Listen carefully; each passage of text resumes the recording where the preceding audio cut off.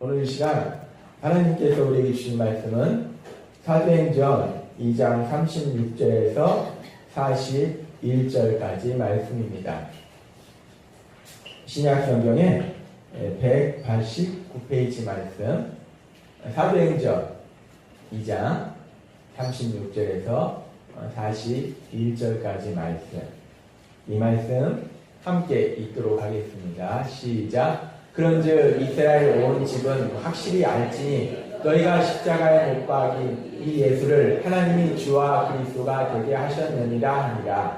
그들이 이 말을 듣고 마음에 찔려 베드로와 다른 사도들에게 물어 이르되 형제들아 우리가 어찌할꼬 하거늘 베드로가 이르되 너희가 회개하여 각각 예수 그리스도의 이름으로 침례를 받고 죄 사함을 받으라. 그리하면 성령의 선물을 받으리니 이 약속은 너희와 너희 자녀와 모든 먼데 사람 곧 우리 주 하나님이 얼마든지 부르시는 자들에게 하신 것이라 하고 또 여러 말로 확증하며 권하여 이르되 너희가 이 peak한 세대에서 구원을 받으라 하니 그 말을 받은 사람들은 침례를 받으매 이날에 신도의 수가 3,000이나 더하더라. 아멘.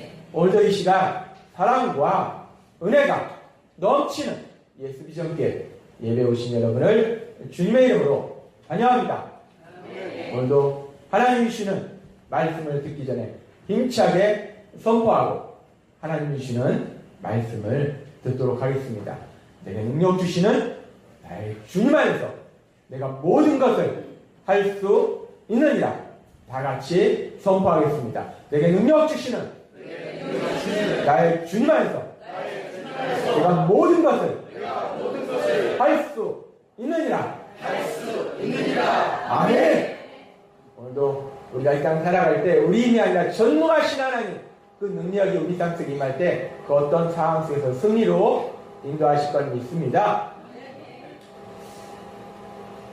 요한복음 1장 17절에 하나님은 이렇게 말씀합니다.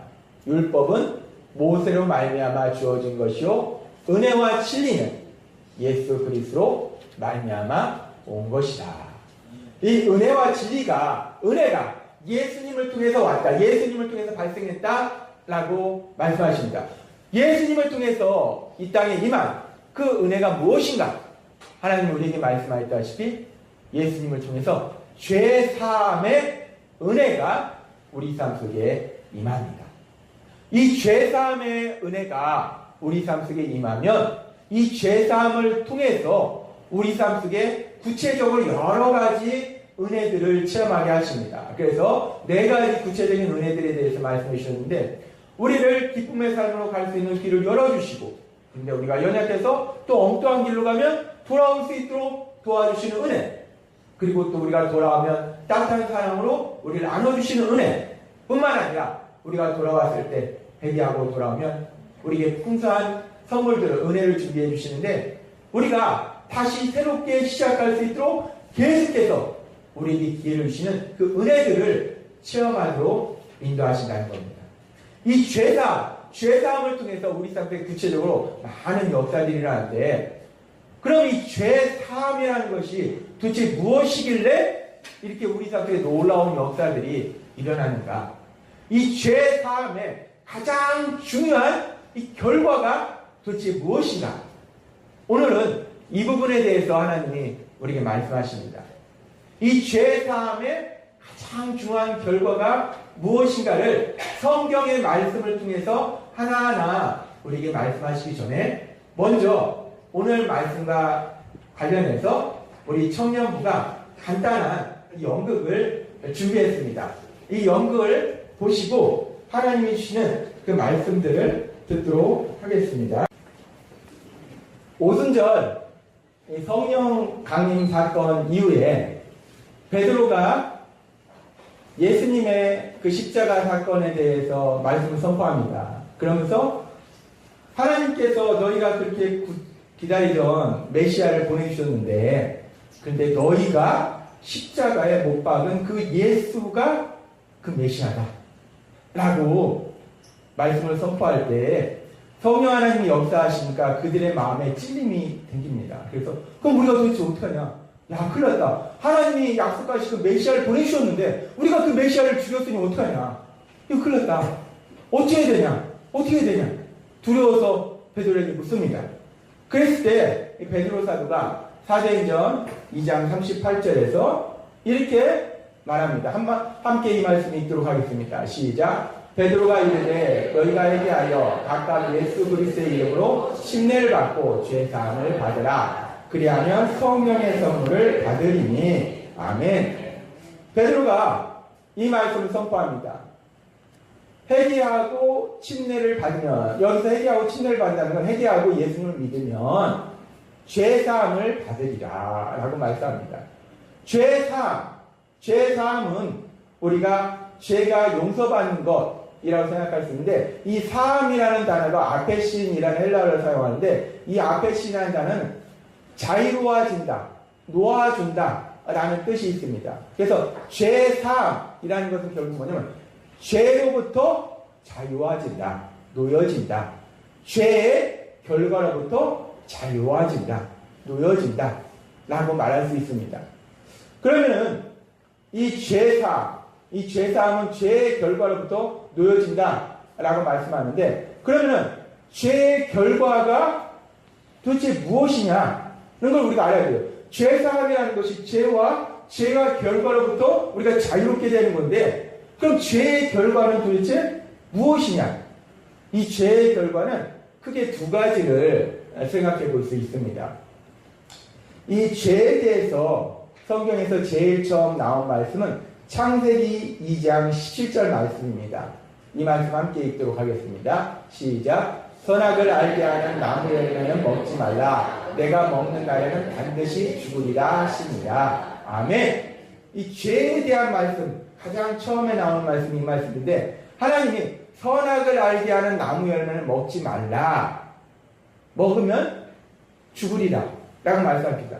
하나님의 말씀, 먹지 말라는 이 말씀에 불순종하는 죄를 불순종하면 반드시 죽으리라 라고 말씀한다는 거예요. 따라서 우리는 이 말씀을 통해서 죄의 결과가 무엇인가? 죄를 지면 그 결과는 죽음이라는 겁니다. 성경은 계속해서 죄의 결과가 죽음을 계속해서 말씀하는데, 근데 우리가 여기서 한 가지 이해할 수 없는 것이, 죄는 분명히 죽음, 사망을 가져온다라고 말씀하는데, 이 아담과 하와가 선악과를 먹습니다. 그러면은 죽어야 되는데, 꼴까닥 하고 죽어야 되는데, 우리가 알다시피 아담과 하와가 안 죽습니다. 안 죽고 얼마나 사느냐?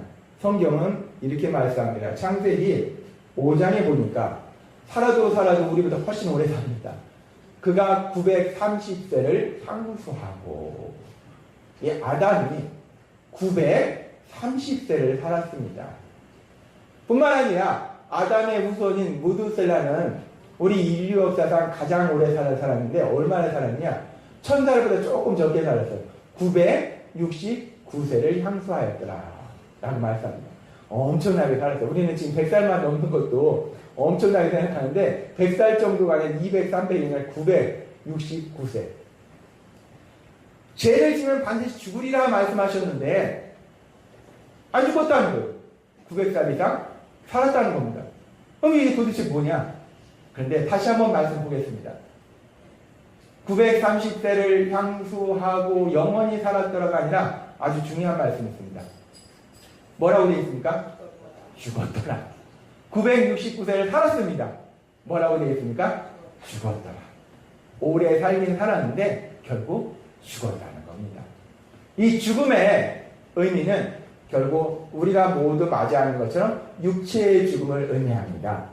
그런데 이 죽음이 육체의 죽음만 의미할 뿐만 아니라 성경은 죽음이 또 다른 의미를 가져오는 것을 말씀하는데, 계속해서 우리가 계시록 21장 8절에 보면 이렇게 말씀합니다. 그러나 두려워하는 자들과 믿지 않은 자들과 흉악한 자들과 살인자들과 행음자들과 술객들과 우상숭배자들과 모든 거짓말하는 자들은 불과 유황으로 타는 못에 참여하리니 이것이 둘째 사망이라 라고 요한계시록은 말씀합니다. 둘째 사망이다, 죽음이다 라고 말씀해요. 이 죽음의 또 다른 의미는 우리가 육체의 죽음 이후에 영원한 지옥의 형벌, 영원한 고통 속의 삶을 사는 것, 그것이 죽음의 또 다른 의미라는 거예요. 그런데 이 영원한 지옥의 형벌, 이 고통의 삶에 대해서 성경은 조금 다른 식으로 표현하는 말씀들이 있어요.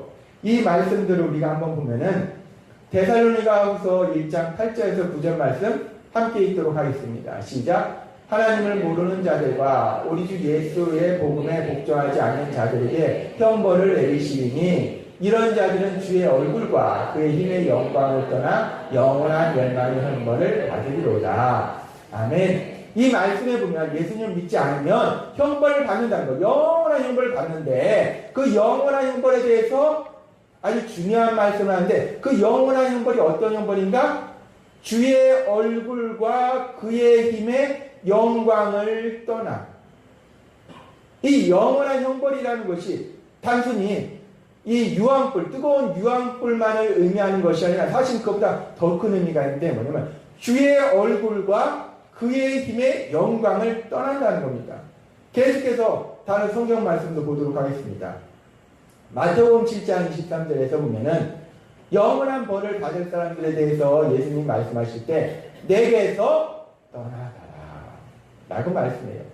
마태복음 25장 41절에 마지막 심판의 자리에서 양과 염소를 가리시고 영원히 멸망받을 자들에 대해서 말씀하실 때 나를 떠나라 라고 말씀한다는 거예요.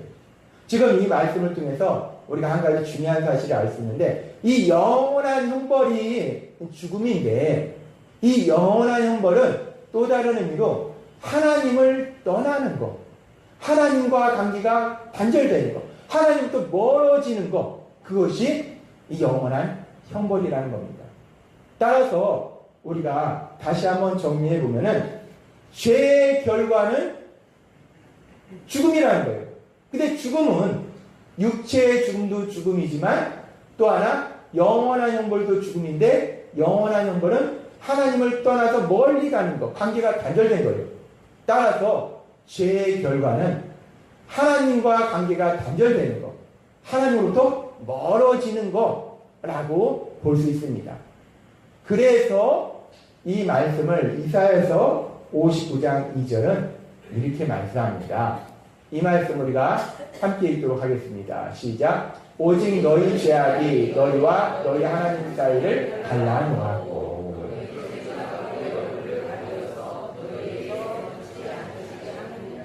아멘.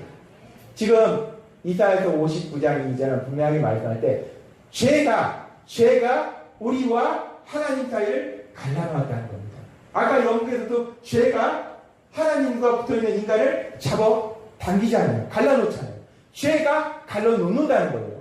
죄는 하나님부터 멀어지게 한다. 죄는 하나님과 관계를 단절시킨다 라고 볼 수 있습니다. 이 죄가 이렇게 죽음으로 데려가고 죽음은 하나님과 관계를 단절시키는 것이 결국 죽음이고 이것을 우리가 다른 표현으로 영적인 죽음이다 라고 얘기도 합니다. 그러면 우리가 다시 한번 또 이 죄는 죽음의 결과를 가져오는데 또 하나 다른 결과도 가져오는 것을 성경은 말씀해요. 어떤 결과를 가져오는가? 그 말씀이 우리가 좋아하는 신명기 28장에 보면은 축복에 대해서, 복받는 얘기에 대해서 말씀합니다. 28장 1절에서 14절까지 모든 복을 주신다는 그런 말씀들을 주시고 이어서 나오는 말씀에는 15절에서 16절 말씀 우리가 함께 읽도록 하겠습니다. 시작. 내가 만일 내 하나님 여호와의 말씀을 순종하지 아니하여 내가 오늘날 내게 명하는 그 모든 명령과 규례를 지켜 행하지 아니하면 이 모든 저주가 내게 임하고 내게 미칠 것이니 내가 성읍에서도 저주를 받으며 들에서도 저주를 받을 것이요. 죄의 결과는 죽음이고 죄의 또 다른 결과는 뭐냐면 저주입니다. 하나님 말씀에 불순종하면 저주가, 모든 저주가 너에게 임한다 라고 말씀한다는 거예요. 그러면은 이 저주가 임한다 라고 말씀하는데 그러면 이 저주는 또 무엇이 저주인가? 가다가 넘어지고 뭐 사업하는데 다 망하고 뭐 이것이 저주인가? 성경에서 말씀하는 저주가 정확한 의미가 뭐가 저주일까? 이 저주에 대해서 알기 위해서 우리가 반대되는 복에 대해서 생각해보면 복과 저주는 반대입니다. 그래서 복을 생각해보면 저주가 뭐다? 라는 게 명확하게 알 수 있습니다. 그래서 먼저 우리가 복에 대해서 생각할 때 성경에 하나님께서 이렇게 이스라엘 백성을 축복하라, 복을 빌어줘라 라고 말씀하신 그 말씀이 있어요. 민수기 6장 24절에서 26절 말씀. 우리가 너무 좋아하는 말씀입니다. 이 말씀 함께 읽도록 하겠습니다. 시작. 여호와는 내게 복을 주시고 너를 지키시기를 원하며 여호와는 그 얼굴로 내게 비추사 은혜 베푸시기를 원하며 여호와는 그 얼굴을 내게로 향하여 드사 평강 주시기를 원하노라 할지니라 하라. 아멘. 하나님께서 친히 대제사장들에게 이스라엘 백성을 위해서 이렇게 복을 빌라 라고 말씀하시는데 그 말씀이 이 말씀이에요. 이렇게 복을 빌어라. 그럼 내가 그대로 해줄 것이다 라고 말씀해요. 다시 한번 이 말씀 띄워보면요. 지금 보면 복을 주시고 너를 지키시길 원하며, 근데 그 복이라는 게 뭔가 조금 구체적으로 생각해 보니까 25절에서 26절에 여호와는 그 얼굴로 내게 비추사 은혜 베푸시길 원하며, 하나님의 얼굴을 그에게 비춰주시는 것, 그것이 복이라는 겁니다. 그 얼굴을 내게로 향하여 드사, 하나님의 얼굴을 그를 향하여 드시는 것, 이것이 하나님께서 주시는 복이라는 거예요. 이 복이 단순히 돈이 많아지고 또 건강해지고 뭐 승진하고, 우리는 이런 현실적인 그런 차원의 복을 생각하는데 진짜 복은 뭐냐면 모든 좋은 것을 주시는 하나님이 함께 하시는 것, 그것이 복이라는 겁니다. 하나님이 함께 하시는 것. 내가 뭐 건강, 물질, 굳이 이거 안 주셔도 돼요. 모든 좋은 것을 주실 수 있는 하나님이 나와 함께 하시면, 그러면 그 하나님이 때에 따라서 지혜도 주시고 물질도 주시고 동료자를 보내주시고 건강도 주시고 뭐든지 다 주시는데 그 하나님과 함께 하는 거예요. 그래서 참된 복은 그 하나님이 함께 하시는 것, 그것이 참된 복이라는 거예요. 그러면 이제 저주가 무엇인지를 명확하게 알 수 있습니다.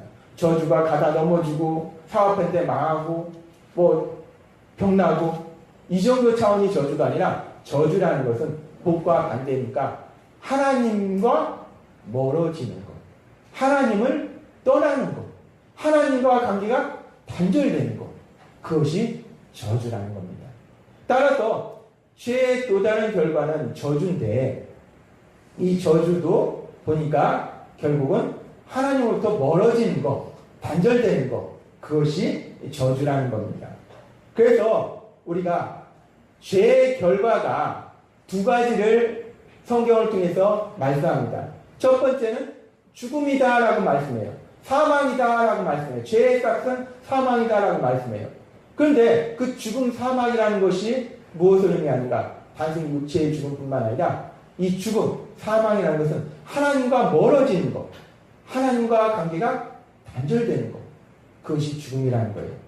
근데 죄의 또 다른 결과는 저주다라고 말씀해요. 근데 그 저주는 뭐냐? 하나님과 멀어지는 것, 하나님과 관계가 단절되는 것.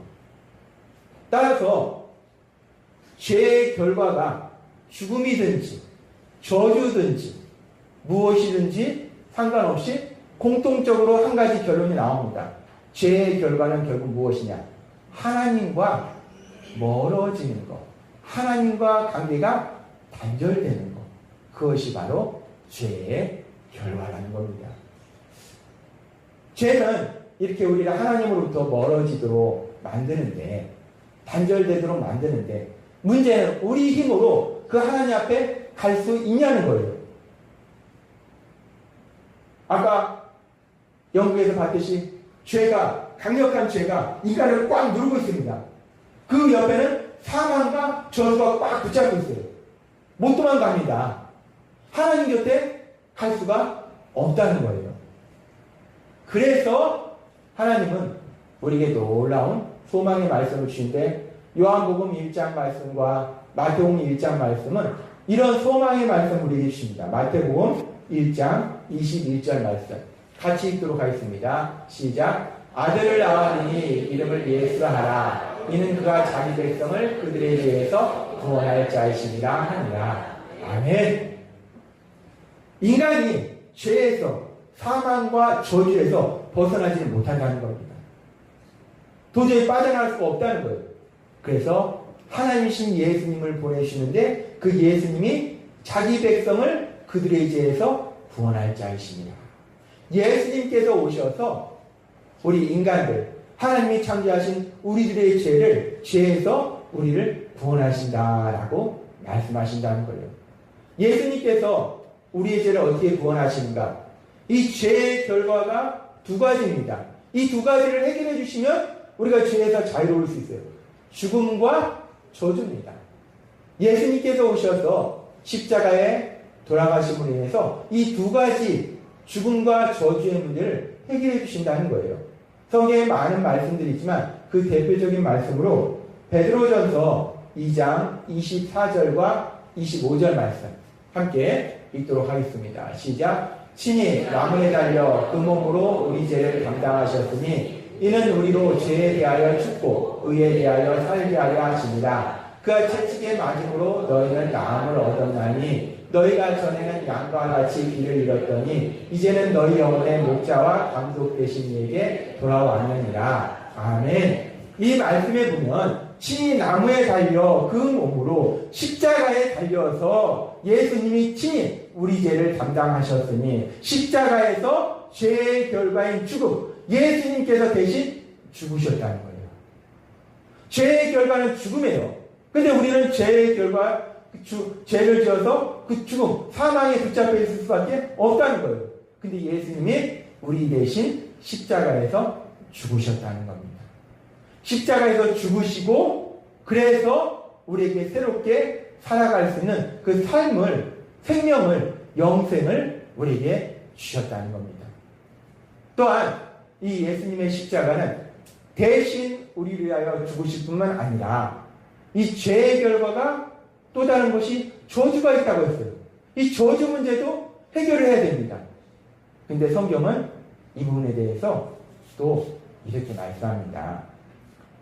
갈라디아서 3장 13절과 14절 말씀, 우리가 이 말씀 함께 읽도록 하겠습니다. 시작. 그리스도께서 우리를 위하여 저주를 받은 바 되사 율법의 저주에서 우리를 속량하셨으니 기록된 바 나무에 달린 자마다 저주 아래 있는 자라 하였습니다. 이는 그리스도 예수 안에서 아브라함의 복이 이방인에게 미치게 하고 또 우리로 하여금 믿음으로 말미암아 성령의 약속을 받게 하려 합니다. 아멘.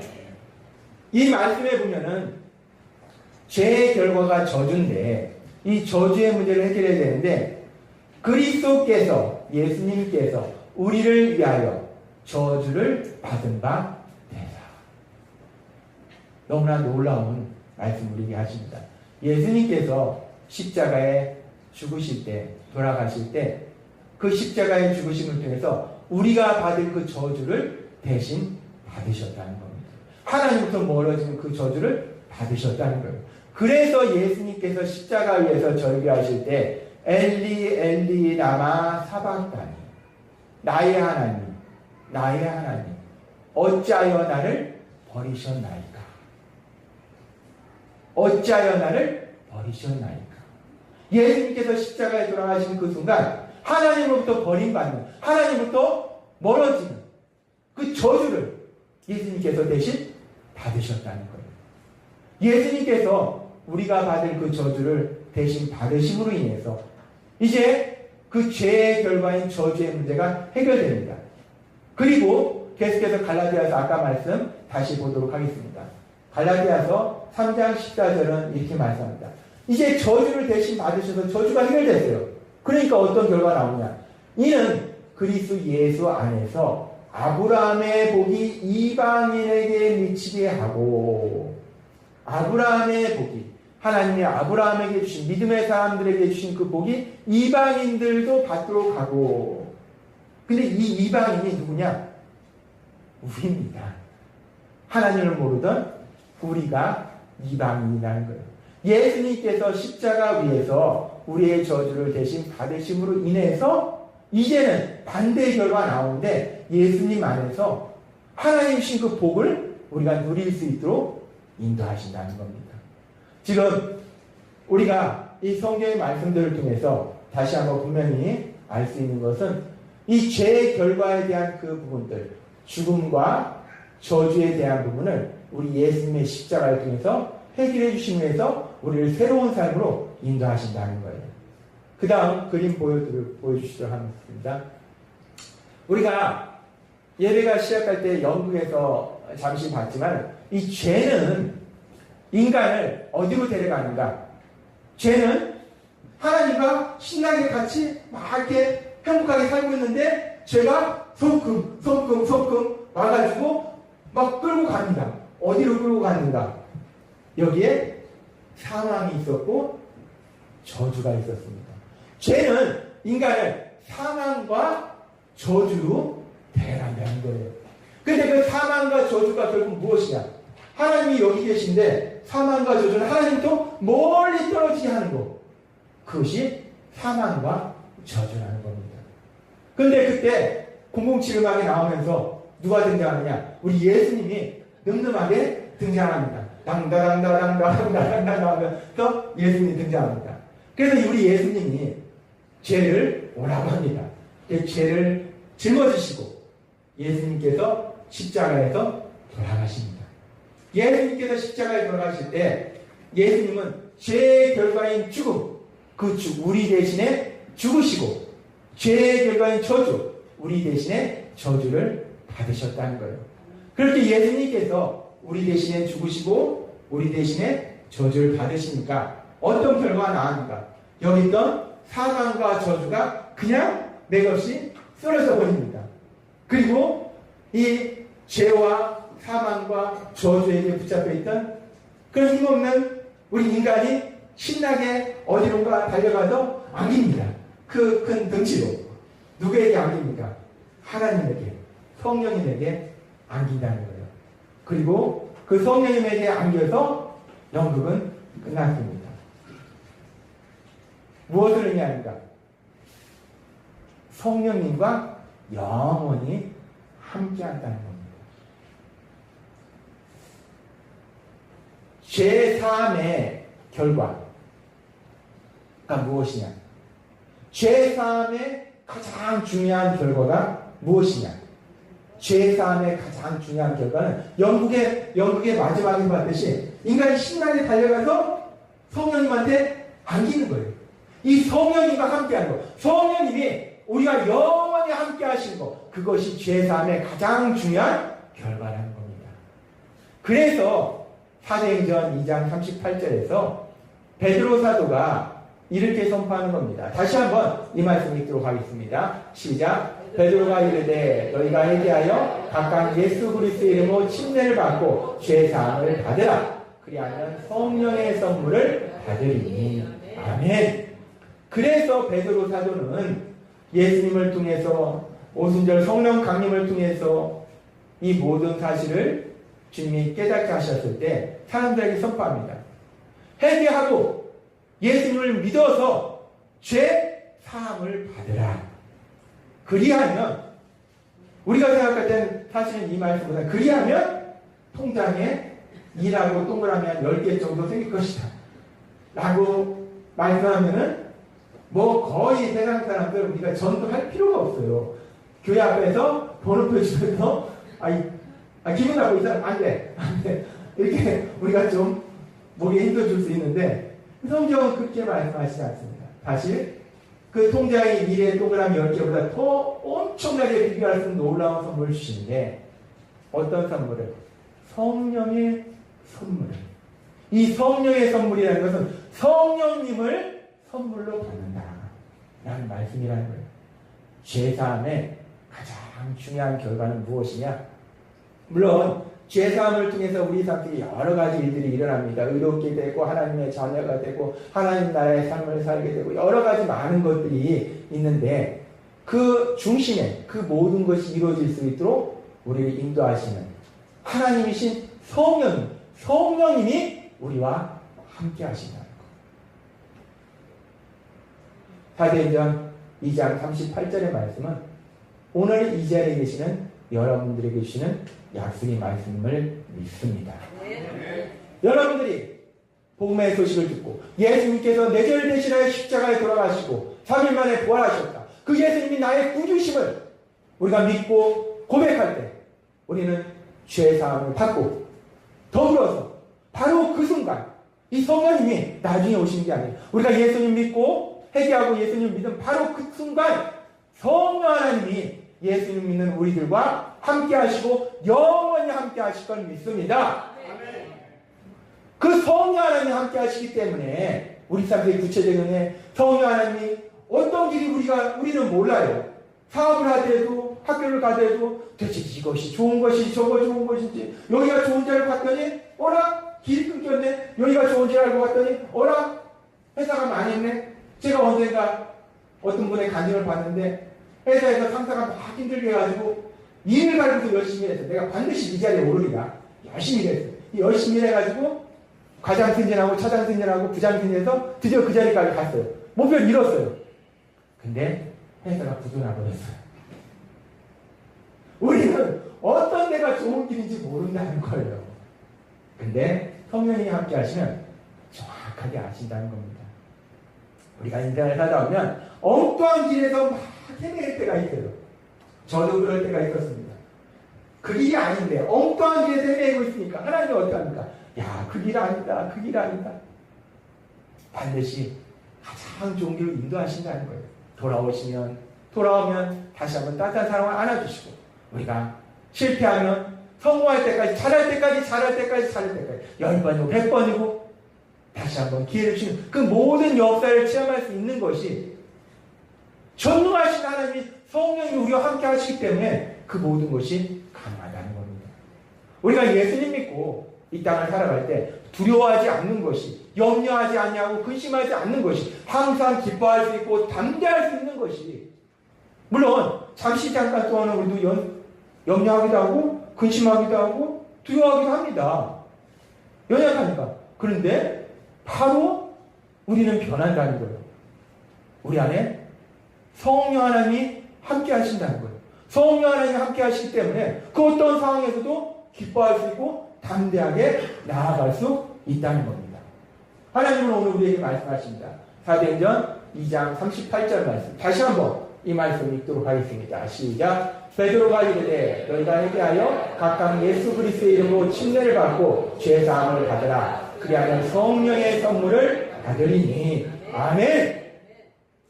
이 말씀은 오늘 이 자리에 선포할 때 이 말씀은 바로 이 자리에 계신 여러분들에게 주신 하나님의 약속의 말씀을 믿습니다. 이 말씀이 우리 교회의 비전이 뭡니까? 말씀이 삶이 되는 교회예요. 이 말씀이 여러분의 삶이 될 걸 믿습니다. 따라서 여러분이 예수님 믿었을 때 전능하신 능력의 성령 하나님이 여러분과 함께 하실 걸 믿습니다. 성령 하나님이 함께 하시기 때문에 우리가 무엇을 하든지 이걸 하든지 저걸 하든지 무조건 하는 것이 아니라 기도하는 겁니다. 하나님, 제가 이렇게 해야 되나요? 저렇게 해야 되나요? 하나님, 제가 이 사람을 만나야 되나요? 저 사람을 만나야 되나요? 요즘 교회 이전 문제로 인해서 복잡합니다. 제가 알지 못하는 일들을 처리하다 보니까 전기도 그렇고 뭐 인테리어도 그렇고 막 이것저것 복잡해요. 도대체 어떤 사람이 좋은 사람인지 누가 진짜 좀 저렴하게 잘해줄 사람인지 몰라요. 어떻게 합니까? 계속 기도합니다. 주님, 이분입니까? 저분입니까? 우리는 몰라요. 계속 기도하면 주님, 한번 여기 전화해보고 여기도 전화해보고 여기도 전화해보고 그리고 기도하는 거예요. 주님, 이분입니까? 이분인가요? 이분인가요? 계속 물어보는 거예요. 그리고 주님 앞에 도와달라고 하는 거예요. 주님, 도와주세요. 주님 도와주세요. 주님 도와주세요. 성령 하나님이 우리 안에 거하시면서 우리에게 하나님 앞에 묻게 하시고 도와달라고 간구하게 하신다는 거예요. 그랬을 때 하나님의 놀라운 역사가 우리 삶 속에 일어난다는 겁니다. 시시하게 돈, 건강, 지식, 명예 온 땅을 창조하신 그 전능하신 능력의 하나님이 여러분과 함께하고 계심을 믿습니다. 신앙의 삶은 이 말씀을 체험하는 거예요. 근데 사실 우리가 예수님 믿는다고 하면서 이 말씀을 체험하지 못해서 염려하고 근심하고 포기하고 절망하고 안 되면 막 들어놓아버리고 이 말씀을 체험하지 못하는 거예요. 이 말씀을 함께 하시는 성령, 분명히 나와 함께 하시는데 그 성령께 물으면 되는데, 도움을 구하면 되는데, 내가 해보겠다고 했다 이렇게 터지고 저렇게 터지고. 오늘 말씀을 다시 한번 하나님 우리에게 주실 때 분명히 여러분과 함께 하시는 성령님, 그 성령의 역사하심을 체험하시는 여러분이 되시기를 바랍니다. 아멘. 여러분과 함께 하세요. 하나님께 물으면 됩니다. 도움을 구하면 돼요. 그러면 하나님이 역사하십니다. 신앙의 삶은 내가 하는 것이 아니라 내가 할 수 없었는데 전무하신 하나님이 행하신 그 기적을 체험하는 그 놀라운 기쁨이 있는 겁니다. 그 기쁨을 마음껏 누리시는 여러분이 되시기를 주님의 이름으로 축원합니다. 기도드리겠습니다. 하나님 아버지 감사합니다. 오늘도 이 시간 저에게 말씀하실 때 우리가 죄사함의 놀라운 은혜를 예수님의 십자가를 통하여 믿음을 통하여 받게 되는데 그 죄사함의 가장 중요한 결과가 무엇인지를 다시 한번 기록하게 하시니 감사합니다. 죄사함을 통해서 베드로 사도를 통해서 말씀할 때 죄사함을 받으라. 그리하면 성령의 선물을 받으리라. 말씀하신 것처럼 죄사함을 통해서 이 땅을 창조하신 능력의 하나님 성령님으로 우리와 함께 하실 걸 믿습니다. 하나님, 우리가 어디에 가든지 누굴 만나든지 혼자가 아니라 그 성령 하나님 우리와 함께 하심을 믿고 그 성령 하나님을 의지하게 하여 승리하고 하나님의 영광을 나타내는 우리 모두가 될 수 있도록 역사해 주옵소서. 예수님의 이름으로 감사하며 기도드렸나이다. 아멘. 이 시간 주여 되고 부르시고 통성으로 일하실 때 주님 분명히 성령 하나님 나와 함께 하신다 말씀하셨는데 저는 왜 매달 나 혼자 살아가는지, 왜 내 힘으로 해결하려고 하는지, 그래서 넘어지고 쓰러지고 울고 염려하고 슬퍼하는지. 분명히 나와 함께 하신다 약속하셨는데, 분명히 나와 함께 하시는데 주님 오늘 이 말씀을 들으시게 하시고 제 안에 함께 하시는 성령 하나님 그 놀라운 능력을 체험하는 제가 되게 해달라고 주여 세 번 부르시고 통성을 기도하겠습니다. 오늘 이 시간 하나님께서 우리에게 주신 말씀은 사도행전 2장 36절에서